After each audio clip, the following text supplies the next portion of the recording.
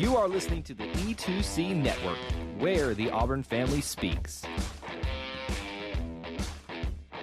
War Eagle Auburn fans, welcome to No Huddle, your source for Auburn football news and discussion, part of the E2C Network. I'm Major Richardson, and guess who's back? Jared Davis. He has come back from the grave. How you doing, Jared? How was the last couple weeks for you? It's good to be back. I don't know, back from the grave. I'm still struggling from last night's game, but in person and in spirit, I guess. Yes, I am back, and I want to thank your dad for helping out the last week and Kyle the week before. So happy to be back, man. Yeah, man, good to have you back. Yeah, I mean, Auburn this week, as everybody knows, even this game made some really big national headlines. I mean, I feel like most times Iron Bowl kind of gets up there, but this one having to go to 4 overtimes, that just took it to another level. Like, my phone ended up dying right before overtime, which I was really sad about, because I was wanting to tweet some things out for the ETC account, but just couldn't because my phone was dead. But when I got it powered back on, I had like 30 or 40 texts from like my friends from college, from some friends that I used to hang out with like 3 years ago, but haven't talked to in a long time. It was like everybody was watching that knew I was an Auburn fan. It was like, oh my gosh, AJ, is this really happening? And that was kind of the, excitement around that game. Jared, kind of get your thoughts. I know you weren't at the game, but like, what did you think of the game from Auburn, needing to compete against a number 3 Bama? Yeah, and I'll piggyback off of you. I mean, I had text messages from people that I didn't even know watched football, to be honest with you. So, and it was, everybody was real excited, and I kept telling them, hey, it's not over. And unfortunately, I was the right one.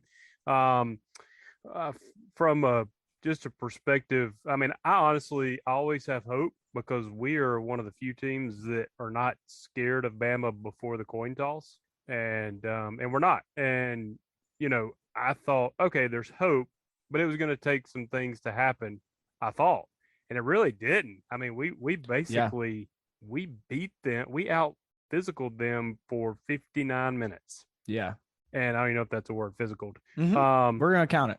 We're gonna count it. So we basically played big boy football with them and almost did it better than they did. And so I was super surprised at that. I don't know where that defense has been all year. If that was the defense that showed up all year, like, we have 2 losses, maybe. I mean, yeah, it was amazing. I mean, that we were just aggressive. The D line played phenomenal. And it was one of those things. And then I'm rambling here, but going in, I was like, okay, I have a little bit of hope, but chances are we're probably going to lose by 14 or more. And so I'd come to grips with that. And then by the 4th quarter, you're like, I think we're going to win this game. Yeah. And to not, it was like ripping my heart out. And, I don't know what's better, to lose by 14 when I'd already come to grips, or having happened what happened. Yeah, I came into it. I mean, I'd predicted we'd lead by 17 points. But even the day of, I was telling my friends and family that, like, if we lose within 1 or 2 scores, so I mean, I was thinking like 10 points, something like that, I'd be okay with it.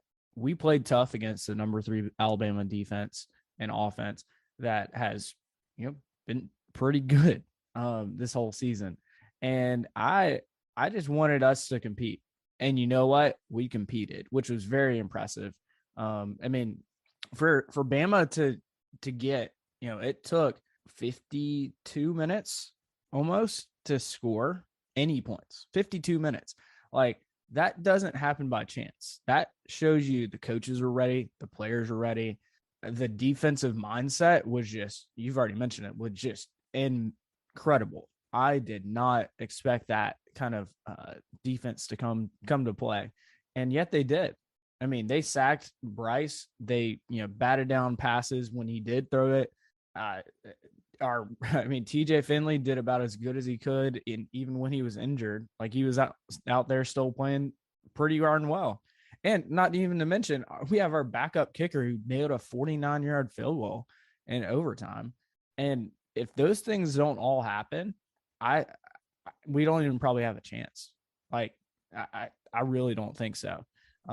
And so you had all of the pieces come together, and it wasn't like we had to do. I mean, I'm thinking back to like Gus Malzahn when he'd pull out the special trick plays.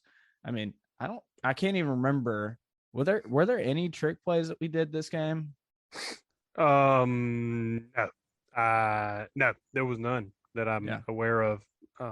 It felt kind of like, was it 2017 where we were just better and more physical, which is not usually the case with Alabama. So had very similar, feel to that. There were 2013, we hung with them, but it was like back and forth, and we got the kick six.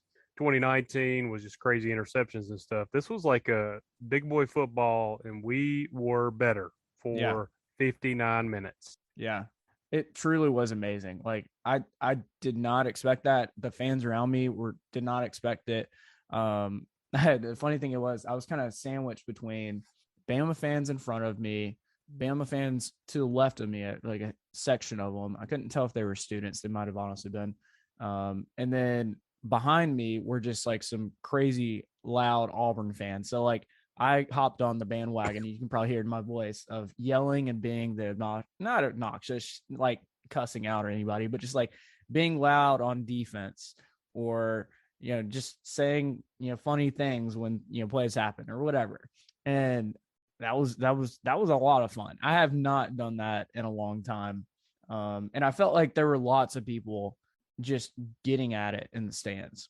I mean, I kept hearing, on Twitter, people saying, "Oh, that was the loudest Jordan Hare's been." I think it's on up there. Do I think it's the loudest? Probably not. I mean, I've been to a lot of fantastic games where like it was deafening. Like there's no way you can hear somebody talking from you and from like 5 feet away from you, because it is just that loud. But it did get loud. Like I had my Apple Watch, and it said, "Hey, you've been exposed to too high of decibels," or whatever warning that they give you. And I was like, "Oh, okay." It's like going to a concert. You kind of expect it, just to be your ears to kind of be shot for the next few minutes. But it was fun. Enjoyed it. And I got to experience it. It was kind of cool. With all my immediate family, my brother-in-law, and my grandmother all got to come. So it was even though we lost, I think everybody was kind of in better spirits than we thought we would be coming out of the game. I did want to talk about some of the kind of other stuff going on around Auburn, not before we kind of get into like the X's and O's, offense and defense. But one of the big things that I think that happened kind of, off the field was we had around 100 recruits at this Iron Bowl. And anytime you have that many recruits, you better hope that your team on the field performs well. And I've already seen a lot. I don't know about you, Jared, but I've seen a lot of positive, impacts from the recruits. Have you seen anything kind of in particular about, having such a good game against Bama in front of all these recruits? Yeah, I mean, everything you're reading is the players. I mean, multiple players said it was the best atmosphere they'd ever been to, period. Wow. So that's pretty huge. You already got a 4-star defensive lineman, Curtis Perry, who's from Alabama, and number 69, number three in the state and 69 in the country, has now come out and said that Auburn is his new number one. He is not committed, but he said we're his new number one, and we're in the mix with Clemson and other teams. So that's pretty huge. We need to start seeing guys actually sign or commit. That'll make me feel better, but I don't. Here's the deal. For this year, for the Auburn fan base, you want to win that game yesterday, and I am as hurt as anybody. But from a future standpoint and getting recruits, I don't know if, other than winning, it couldn't have gone any better. We were in it the whole game. The crowd apparently was amazing. You got to see the new light show. Mm-hmm. They do a great job with that. So I don't think we're going to lose recruits because we lost in a 2-point conversion overtime game. No, if that makes sense. No, I don't think so. And I think that's one of the positives, because when we come out of this game, it's a loss, and it hurts. I'm sure it hurts the players even more than a lot of fans, but we going forward need the recruits. And I mean, in reality, Harsin and his staff haven't even really had a full cycle yet. This is really the start of their first full cycle of being on staff and getting the recruits that they need. So I think this is going to be huge because, I mean, looking back at the last 3 games, you have this huge slump. And like, if we played like that against Bama, I think some of these recruits kind of just walk away and like, I don't know if I want to come to Auburn right now. Like, they're not at a good place. They got a new coach. I don't know about this, but coming in to see that, you got to be excited. And I mean, thinking, especially if they do enough analysis and looking at where Auburn's at with some of the positions that, I think some of these guys are about to, well, a lot of them are graduating, but then some are probably going to leave to go to the NFL. They're probably thinking, cool, I got a legit shot at coming in and starting from day one. And, a recruit coming in, you're 18 years old, 17 years old. That's huge. That's what they're looking for. What have we always said? Auburn sells itself. There's something about it. Mm-hmm. To me, it's not all the way extreme like A&M, where people would joke that's a cult, but it's also more family feeling than your Alabama. And you got to get people on campus to feel that. And you got to remember, and you can correct me if I'm wrong, even though Harsin, has been here since, I don't know, when did we hire him? Last January? Yeah, it was January. Yeah. We still couldn't have face-to-face visits until like June or July, I don't think. Mm-hmm. So he hasn't really, he's had like 6 months of face-to-face. So will he get it done? I don't know. We've had this debate with friends. Will he get it done? I don't know. But I will tell you this. He totally understands what has to be done. He's going after a ton of linemen. You got to get O-line and D-line. I don't care what coach you are in the SEC. You got to win that battle. Mm-hmm. Another thing I just read, and this is Keith Niebuhr, I think, of 247 Auburn. He said that we are expanding our budget for recruiting, and we are interviewing someone Monday who is already a stud recruiter at another school, and we're going to offer him a big role. And if it happens, it'll be a huge deal for us. So that type of stuff matters. They almost are saying, listen, we have 2 separate businesses going on here. We coach, and we got the business of y'all going to get the players. And I don't think every school in the SEC is doing it, and we sure weren't doing it in the past. Yeah. I mean, all of the different positions that I've seen Harsin hire, I didn't even know that was a position. And thinking about it now, a lot of these recruiting positions are key. You have to, unless you're just a powerhouse already with recruiting, you have to have that initiative, the extra people push to get those guys, or else you're gonna probably not get all the guys that you need. And so I just hope that kind of pays off. And I mean, Jared, you shared with me an article about, coaches kind of in their second year. And it was just I was thinking back to, coaches in their second year for big schools typically have pretty good seasons or, can have really good seasons, I guess. And I think recruiting has to, play a pretty key role in that. Obviously you got a lot of the previous regime, kind of their talent level, but you have to bring in your own talent. And second year is when you really start making that impact. And really not until the third and fourth year do you really start, building up that to, get all of your guys that you really want. So I think we've got a long way to go, but at least this game I feel like was kind of in the right direction. Yeah, I'll let me reiterate real quick because again, everybody's takes a side. I'm not even picking a side. I don't think you can know if Harsin's the right guy yet. People want to say yes or no. I don't think you can know. What I can tell you is I do think you can say he knows what it takes to be successful. He knows what it takes. Can he go bring that to Auburn? Can he land the recruits? That's still up for debate, but he understands where the game is won. Mm-hmm. Yeah, and I think that's a key point that you just made, that he already knows it. Now, can you go and perform and do that? I mean, even coming in, like you were saying, oh yeah, we're going to go and recruit. We're going to, go to places we haven't gone before and all that. Yeah. Talk is cheap, but like, I want to see it in action. And we'll have to see, is this the first class where we start seeing some guys from, different states that we usually don't go after, or, different high schools that we've never had a guy come to Auburn. you're going to probably start to see some of that if this momentum of recruiting starts picking up for Auburn. Well, and people probably joke and say, well, of course, Jared, he knows it's got to be recruiting. Well, Dan Mullen thought you could basically win with just any players. He thought he could outcoach it. And I'll be honest, I love Gus. I think Gus had a similar mindset of, hey, I can make it work with any guys. And I think, and I'm not saying Harsin has got a lot to do to wind up being better than Gus, but I think he does understand that, hey, look, no, I gotta have the guys up front for this thing to go. And will he get them? I don't know. Yeah, definitely. I did want to talk about, let's get into some more specifics about the game. Offensively, I think we can all kind of agree wasn't the best game offensively. Though, I mean, we did put up 10 points on a Bama defense, and at the same time, our defense was holding Bama to no points. So at some point, I was thinking, man, that's all we got to do. When you look at the line, we only had 159 total yards of offense. And I know some of that's sacks, but even still, like, that's not a great line when you're playing a big game. Like any team that scores 100 or only has 159 yards, you're probably not winning that game.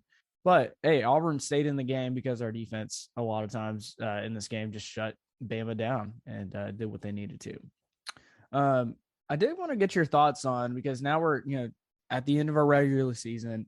What's kind of your thoughts on Mike Bobo and where he's at with this offense? I don't know. The easy thing is to say get rid of him, and you and I even had a convo before this. There's times though that's like, all right, so there were against Georgia, he schemed guys open, like against the best defense in the country. Yeah, and we just didn't catch the ball. Yeah, and if you say you make half of those that you dropped, I think we might have been in that game more than we should have. It's a different ball game. Yeah, it's a different ball game. Another thing, we want to talk about how we blew these leads, and we did, but we scored the points to get those leads. I don't know the last time we put up 28 in 2 SEC games in one half, like we did against Ole Miss and Mississippi State. It's hard to do. It's hard to do. So there's good things there. Now, what happens? Why are we not doing it in the second half? I don't know. Can he fix that? I don't know. If he can't, he's got to go, because he has made boneheaded decisions in the fact that against Penn State, you turn around and hand the ball to Tank. You don't run a fade. That's a crazy call. I don't think he managed this game very well. I think he asked too much of TJ, which led to sacks, which took away points out of field goal range. I think everything needed to be real quick with him, so he didn't have to make decisions. We didn't utilize the middle of the field much. We didn't utilize tight ends very much, except on a really cool 2-point conversion. So, I mean, I say that he did hit Shaker over the middle. Yeah, that crazy catch. But I don't know, to be honest with you. People are adamant mostly one way of getting rid of him. I could be convinced on bringing him back. Yeah. And I mean, I have a feeling there's going to be changes made. I mean, I think Harsin has even kind of alluded to changes are going to happen, which is to be expected. I mean, when you have a 6-6 season, like you need to change some stuff. If anything, to kind of show us as fans that things are happening. And especially in the first, I mean, I was just thinking about this in your first few years of being a coach, you've got a lot of positive momentum, like it's a new regime, you bring in a new mentality, you have all this positive energy, and you want to capitalize off of that. You don't want to alienate the fan base behind you this early on. So by making changes, us fans think, oh, that's awesome. I mean, not always. I mean, Jared, you had mentioned this before you hopped on, but I mean, there's impacts to if we fire Bobo, for example, his son, who has committed to come to Auburn. Maybe we don't get him after that. And wasn't there somebody else that we might not get it, especially if Bobo gets fired? Well, so we've got 2 linemen, I think, from Auburn High already committed, but the real golden nugget, if you will, is another guy who's apparently between us and Georgia, and Bobo and this other guy are leaning hard on him to choose Auburn. So Bobo, the son. So, if you don't get that, and do you get Holden? Is it Holden Garner? I can't pronounce. Oh yeah, his name. Griner. Yeah. Yeah. I mean, he just beat the #1 high school team, in his division Friday night. Do you lose him? There's a lot of things you got to worry about, but Harsin gets paid a lot of money to figure that out. So I don't know. I mean, I really don't know what you do, to be honest with you. You could point at things and say, all right, there were signs that Bobo could be really good here. I mean, he turned Bo Nix into potentially, I think, will be an NFL player one day now. Yeah. I never thought that would happen. And that's kind of a combination of both Harsin and Bobo coaching him up. I don't know how much each of them kind of played in, but you got to think both of them, made it work for Bo. And, after the first couple of years, you're thinking, is this 5-star going to actually pan out like we'd hoped? Yeah. So, I don't know. You can't, I'll end on this. The thing that drives me most crazy, if we have the same game plan that we did against Alabama and use that against South Carolina, we win that game. I mean, they went in there determined to run tank against Alabama, and we couldn't even run it. And they kept doing it. And I said, look, if you would have done that against South Carolina, we win that ball game. Just turn around and keep handing it to tank. And so that type of stuff drives me crazy. But, do you take one game and say, get rid of him? I don't know. You got to look at the whole season. Yeah. And I mean, nobody's saying that we should fire him over one game, but I think it's now his season of work on offense. Is that enough? And that's to be determined, because we've got this early signing period happening December 15th. And, that's really only a couple weeks away. And I think if you do fire him, it's probably after that. Now, when is that point? If you fire him, I don't know, but I think right now you don't fire him before December 15th. Now, Auburn may shock me and, fire him before that, but I don't think so. I agree. Hey, Auburn fans, I want to take a quick timeout from this episode to bring your attention to something very special. Here at the E2C Network, we pride ourselves on bringing you the best content for Auburn fans out there. And best of all, it's free to you. But just because it's free doesn't mean there aren't costs, especially when you have a library of hundreds of podcasts, videos, blogs, and more. Many of you have reached out and asked how you can support this network in the past. Well, now I have your answer. It's called the E2C Network Booster Club over at patreon.com/E2C Network. There you'll find a membership monthly reward system where you can sign up for as little as $1 and get different perks at different tiers. Some of those perks include things such as apparel, eligibility to join us on future podcasts, recognition as an E2C Network booster, exclusive communications, and bonus content that is available nowhere else. If you love this network and want to help us keep producing podcasts like this one, please head on over to patreon.com/E2C Network to join the E2C Network Booster Club. You can also get there by going to our website, e2cnetwork.com/support. Whether you decide to join or not, we are still so appreciative that you would support us by just listening and being here, because each and every one of you is part of our E2C Network family. Well, that's it. Timeout's over. Let's get back into the episode. All right, let's talk about some X's and O's here. So we've kind of talked high-level coaching stuff, but offensively, I mean, TJ Finley came in, performed pretty well, 17 of 26 for 137 yards. Not the best, stat line there. He did have 2 touchdown passes and an interception, which honestly, I think the interception wasn't necessarily his fault. I think it was a little bit not the perfect pass, but the defender was just right there after the ball just slipped through. I think it was Kobe Hudson's hands. What's kind of your thoughts on where our quarterbacks are at, with TJ Finley and not having Bo out there? I think if we'd had Bo, I think everybody would have agreed we would have won that game, but it didn't happen. We have TJ out there leading our offense down the field. What's kind of your thoughts on TJ? I don't blame TJ for anything. I mean, it's, he didn't play all year, and he comes in and the last 2 weeks was, asked to. Last week he had to play without his number one receiver, and let's be honest, a lot of people debate whether we even have a true number one. But the guy that's kind of emerging wasn't there.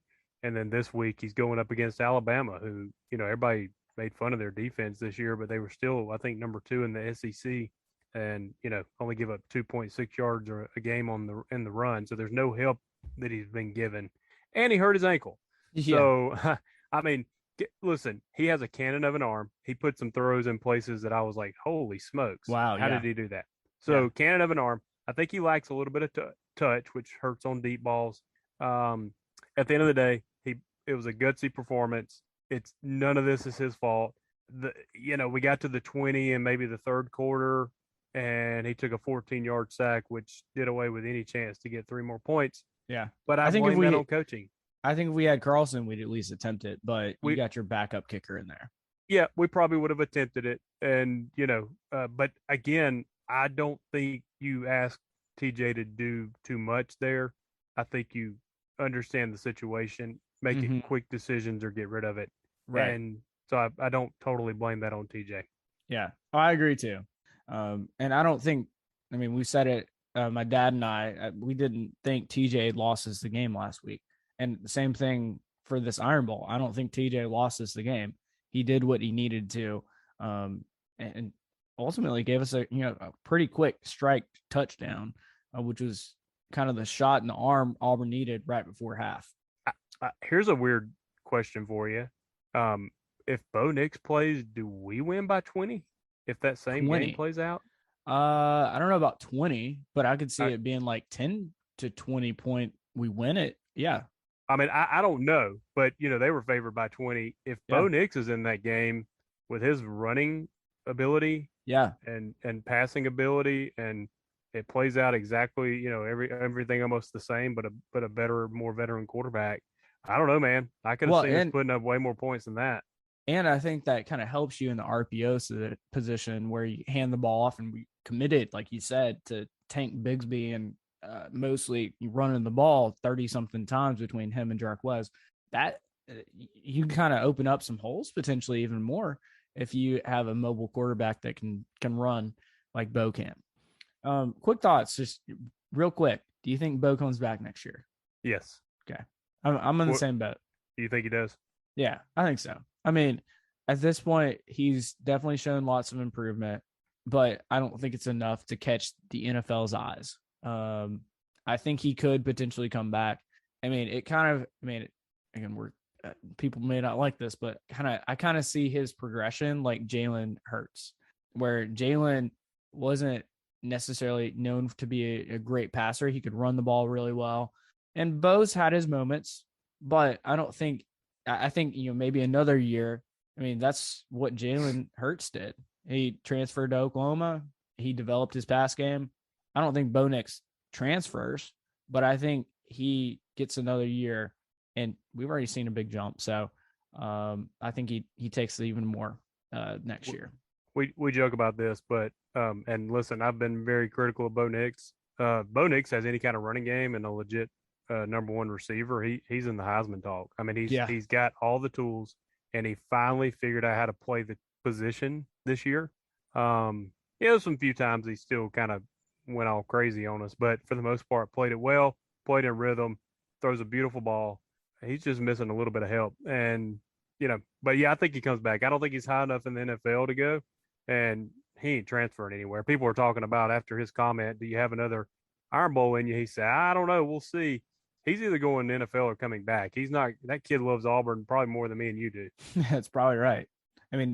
For him growing up, an Auburn fan, going to Iron Bowls and all that, he's going to come back. Like, I just have I'd say it's like 80-90% in my mind that he comes back. It's NFL or back. Some people are saying, where is he going to transfer? He's not transferring. No. It's NFL or back. And if he wants to go NFL, I don't blame him. He might get taken in like the 6th or 7th round, maybe just on talent, but I think he probably comes back.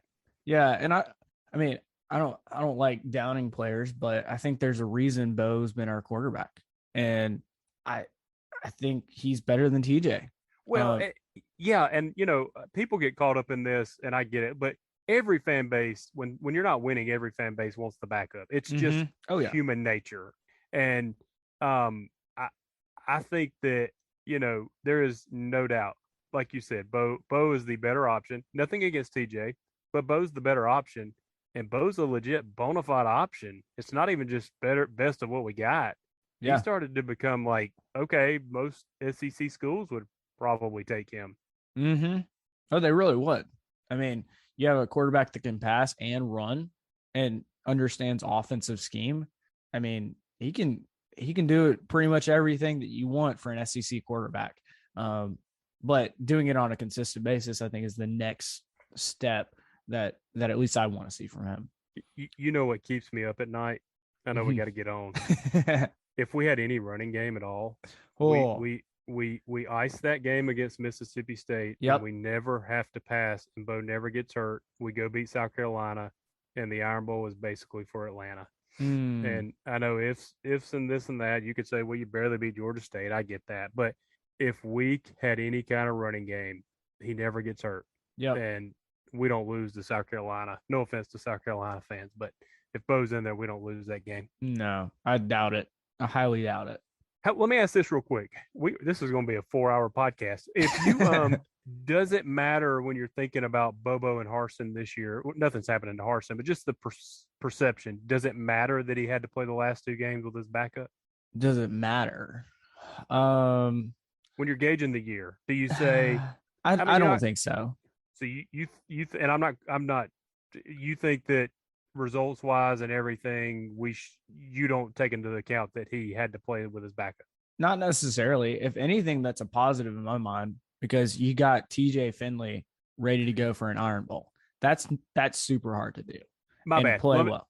What is your perception? Okay, we went 6-6. Is it 6-6 with an asterisk for you?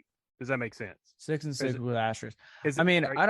I don't like to count moral victories over teams that we lost to, but I think there was. I mean, we all knew it. There was going to be highs and lows. I think a high in the season, we beat LSU and Baton Rouge. We beat Ole Miss, and then a low was the last 2-3 games, and we were kind of. I mean, in my mind, I knew we were going to have some of them, but it kind of shows me overall that he can come out of it and still play and finish out his final game of the season, play well, or his team play well. That's kind of my mindset with it. What are you kind of thinking about it? I guess I'm thinking, so if somebody came to me and said, Jared, y'all finished 6-6, that's terrible. And I said to them, it is, but we had to play our last 2 games with our backup quarterback. Is that a legit follow-up comment? It could be. I mean, I legit. I mean, I think if Bo plays, I think we probably win. So potentially. I mean, we're 8-4. We're 8-4. And so when you're looking at Harsin, 6-6 isn't great, but if you have your starting quarterback, you don't lose those last 2 games. And I think it's pretty obvious. Yeah. Yeah. So I think it's just looking for positives. I mean, there's a lot of negatives. I'm just trying to look for some positives. Yeah, definitely. Let's switch over to defense. Before we do this, we got to mention this. Tank Bigsby became the first 1,000-yard rusher since 2017 with Kerryon Johnson. So I think that's something to be celebrated.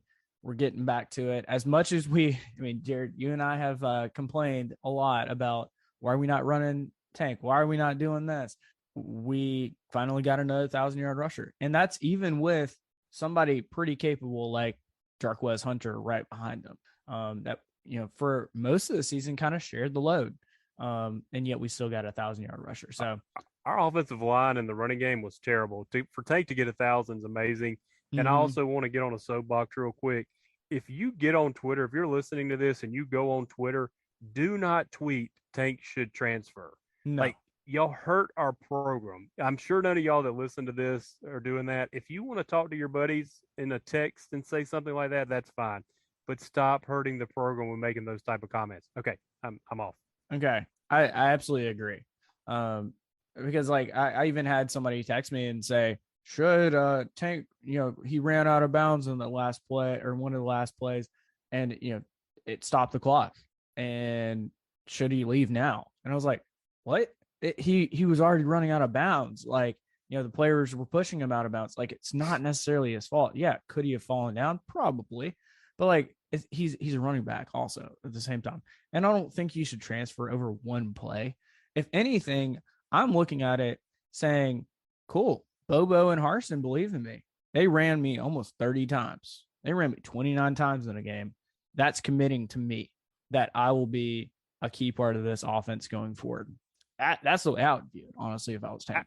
After the South Carolina game, and even after Mississippi State, people were saying Tank should transfer. This is terrible offensive line, and a lot of the stuff is true.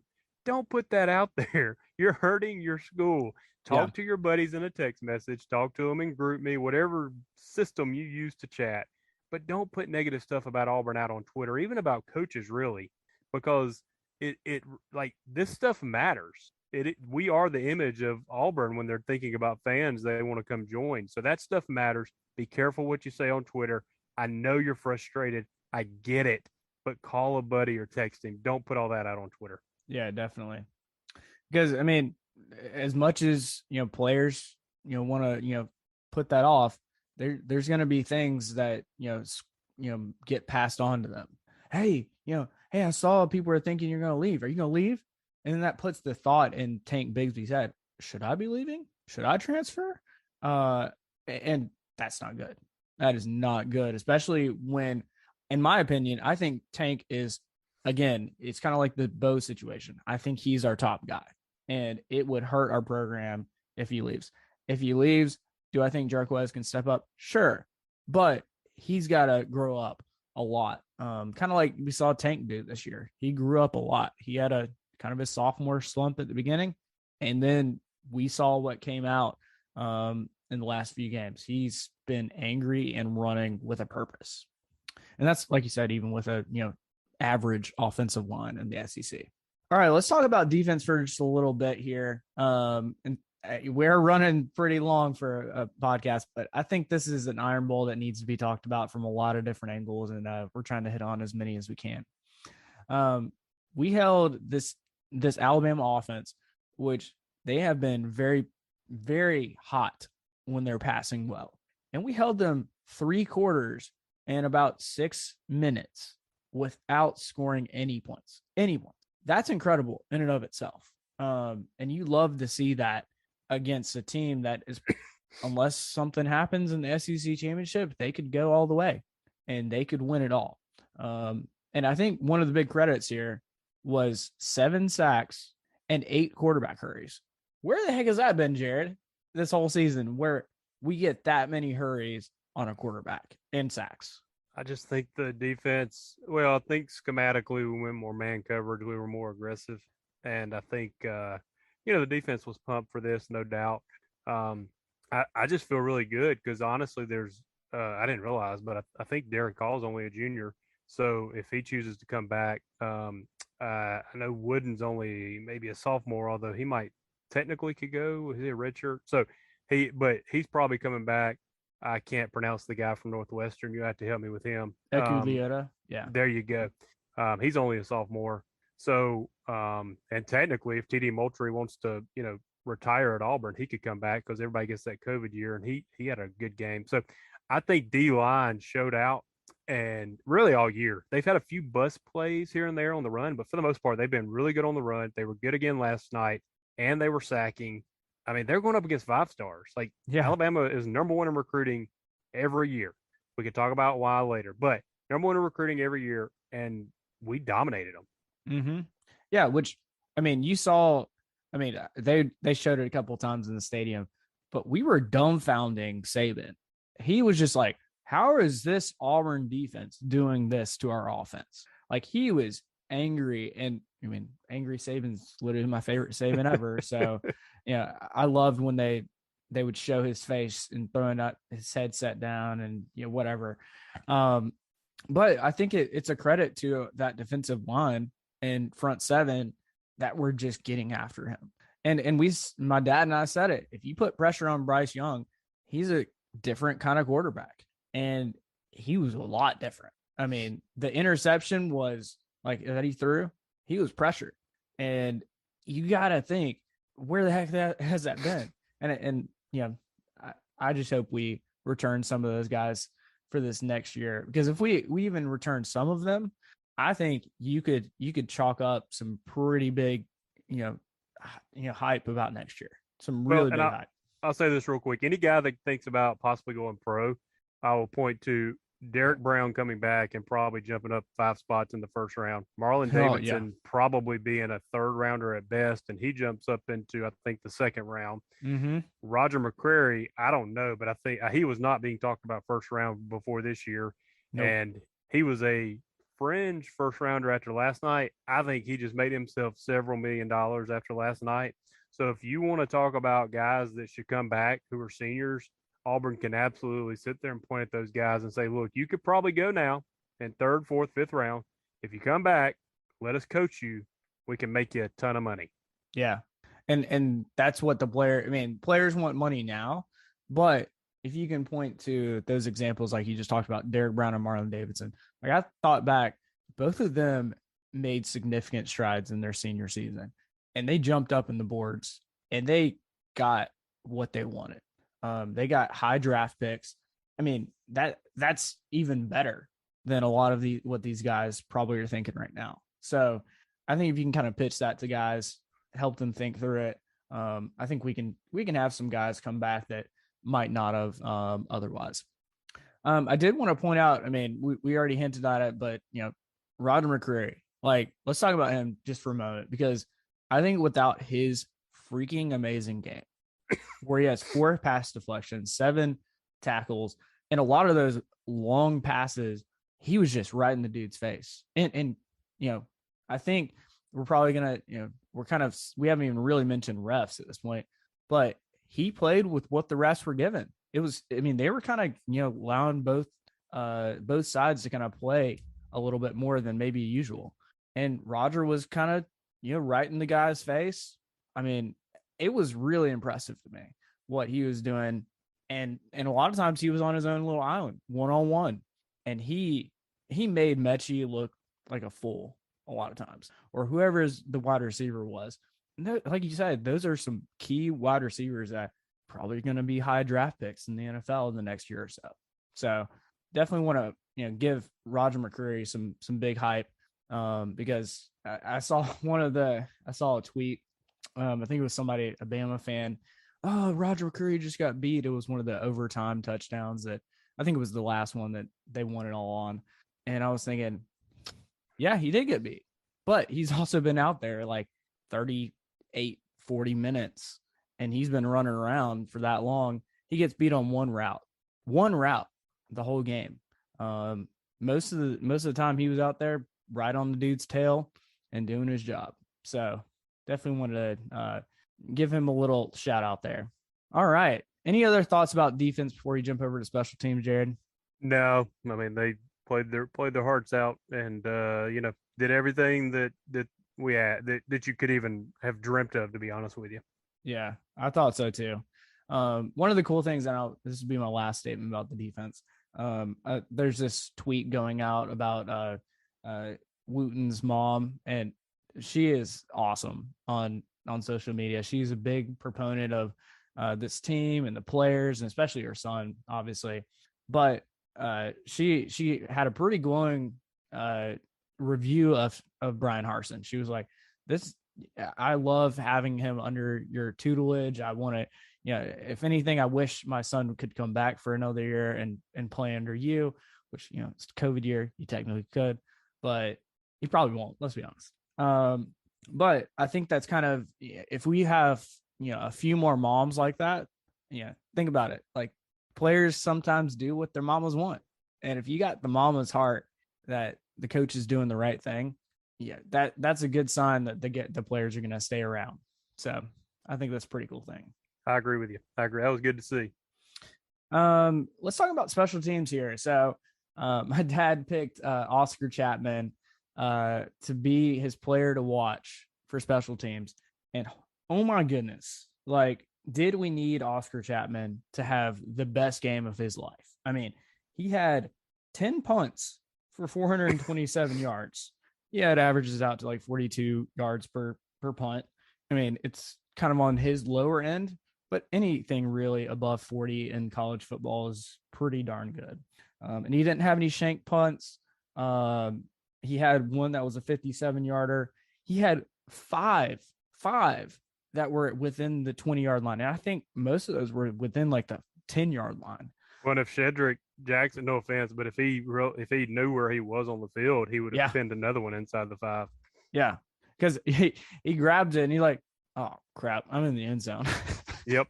I mean, it's hard. I get it. I'm not knocking Shedrick. I mean, but yeah, if he figured it out the next time, the very next punt, he was the one to catch it at the 2. Right. So, again, a good adjustment right there. So that was spectacular to see. And man, they showed it in the stadium a few times. I'm sure they did on TV. But I love punter and kicker celebrations after they do something amazing. But Oscar Chapman was celebrating hard after every one of those punts, which, I mean, he just became the punter from down under, the best punter in my mind that we've had in a long time. Yeah, he's pretty good, man. And we talked about the field goal kicker. I mean, stepping up to make that. Oh, I mean, that was it. All right, here, kid, go make a 49-yard field goal in overtime to where if you don't make it, they probably win. Yeah, and he stepped up and made it. Yeah, a kid that probably never thought he'd be getting any kicks except maybe point after attempts when we're blowing out a team. That's probably about it. You couldn't ask for anything more from any guy on that team. They all did everything they could. And if we want to be honest, we were undermanned. I mean, and at the end of the day, it probably showed a little bit in the overtime. Yeah. But this super, super proud of everybody on that field. Yeah. I mean, during kickoffs, I felt like in punt returns, I felt like we did better than we should have, even though I think one of them we had an unnecessary roughness or something, and that got called back, which again, that was weak though. I'm not even good. That was so weak. It was the first play of the game. Yeah. I was like, oh, here we go. I mean, they were all jawing at each other. And they call it on us, but yeah, I mean, that put us back in the 10. We were supposed to be, up at the 25, I guess. I will say, what do you think? I mean, they had, is it Javarius Johnson? Is that his name? Yeah. They had him returning punts, and he had a good punt return. Right. And what was kind of interesting was in the stadium, they, go through the, starting lineups, and they actually had Demetrius Robertson announced as the punt returner, but then Javarius gets all of the punt returns. I mean, yeah, he had a 19-yard, punt return, which is, I mean, we've kind of had a lack of, big punt returns. And that was a huge one. I mean, was that the one that I can't remember? Was that the one that kind of led to our touchdown? You remember that? If that was it, was that? I don't know. I've tried to put the game away. It's very possible, but I'm not totally sure. But yeah, it was. He did a good job. Let's see. Yeah, it was literally right after that. So Javarius Johnson returns. It was only like a 1-yard return, so it wasn't that one. Never mind. But either way, like you gotta make some plays, and Javarius Johnson made them. All right. Any other kind of final thoughts before we get out of here? No, I'm just so proud of them. I know that some people are like, there's no moral victory, okay? But let's be honest, the first year, like if we win that game, and I'm not trying to downplay an Iron Bowl, okay? Listen, I'm not. If we win that game, we're 7-6, okay? Mm-hmm. If Harsin winds up being that dude, ain't nobody gonna look back at that and be too worried, okay? Because 7-6, 7-5, 6-6.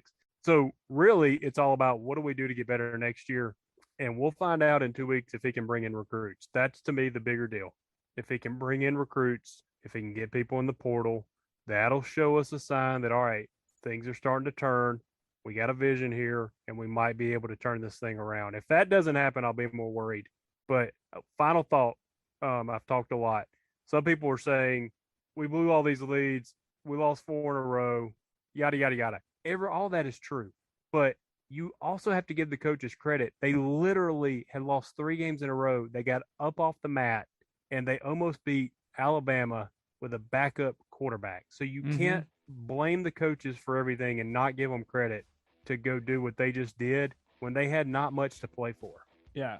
I mean, and then kind of on top of that, I mean, when Bo Nix goes down and gets, breaks his ankle, I mean, you have any backup quarterback in there, and he's not doing much more than Bo Nix did on a broken ankle. I mean, most of the time you kind of just hand the ball off and say, all right, we're going to give you really quick, short passes. And I mean, in the end, like if you don't have your starting quarterback out there, it can slow your game down a lot. It totally changed. I mean, we lost we lost the last 2 games simply because we did not have Bo Nix. That's fair.